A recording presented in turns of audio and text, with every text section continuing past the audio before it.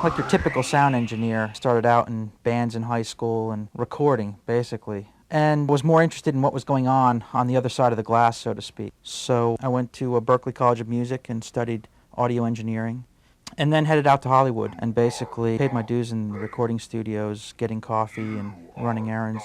I started out doing some consulting for some video game companies. And then the opportunity here at Sony presented itself to build a recording studio, to build this facility, to do what I needed to do. A big part of my job here is sound evangelist, to go around to the producers and be involved from the beginning of the project.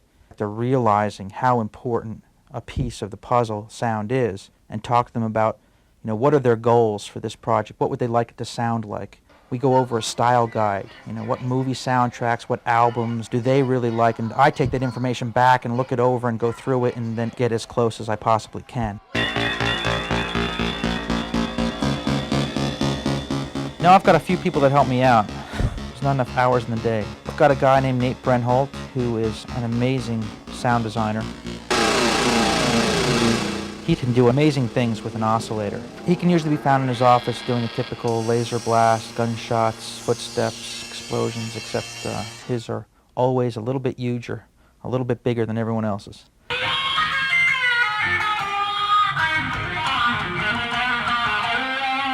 Chuck Dowd is on staff, and he is primarily a composer. He's doing the score for a game we're doing right now called Blasto.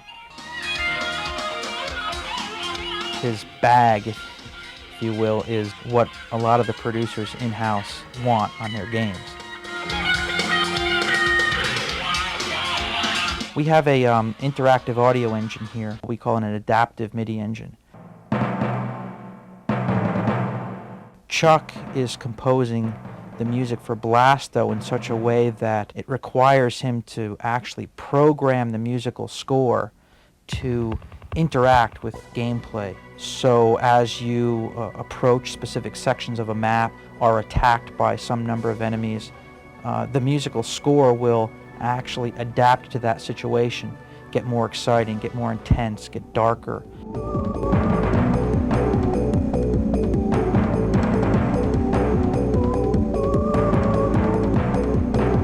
If you're just roaming around exploring, it'll get much more moody and just ethereal. And to the point where if you roam around long enough, the music will actually stop for a while, which is actually even more dramatic, because then when you come around a corner and there's an enemy, you'll get this explosive music will enter back in.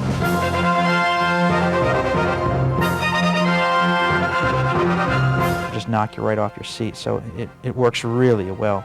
Yeah, that requires Chuck to actually program the musical score. He has to really think about not only the typical issues you have to think about when you're composing musical motifs, but he has to think about each gameplay situation that may arise.